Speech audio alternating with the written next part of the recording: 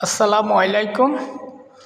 এই পৃথিবীতে কিছু কথা আছে, এই কথাগুলো যদি কেউ গুরুত্বপূর্ণভাবে শোনে, এই কথাগুলোর অনেক গভীরতা। যেমন, যদি বাপের টাকা না থাকে তাহলে কোনো আত্মীয় স্বজনের কাছে যাইয়ে শ্রদ্ধা, ভালোবাসা, আনন্দ এইগুলো পাবে না তার ছেলে পেলে। এই কথাটা বাস্তব, 100 সঠিক। কারণ বাপের যদি টাকা, অর্থ, ক্ষমতা যদি না থাকে, তা সেই ছেলে যদি তার নিকটতমের আত্মীয়র বাসায় যদি বেড়াইতে যায়, তাহলে ওই ব্যক্তি সম্মান পাবে না তার ছেলে পেলে।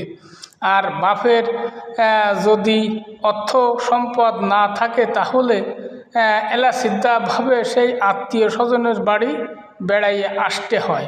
এই জন্যই এই কথাটা বললাম। যারা ছেলে ফেলে আসো, তাগো দৃষ্টি আকর্ষণ করে বলতেছি, সবসময় বাপ এবং ফ্যামিলি যাতে ভালো হয়, ভালো থাকে, এই সমস্ত চেষ্টা সবসময় মা বাপের সাথে থেকে এই চেষ্টাটা করা উচিত।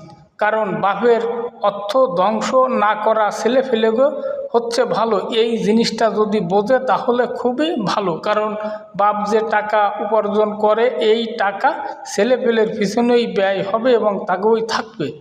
এই বুঝটা আল্লাহ যেন এদের আনে। কথাটা বুঝতে হবে, রাগ করা যাবে না। আল্লাহ হাফেজ।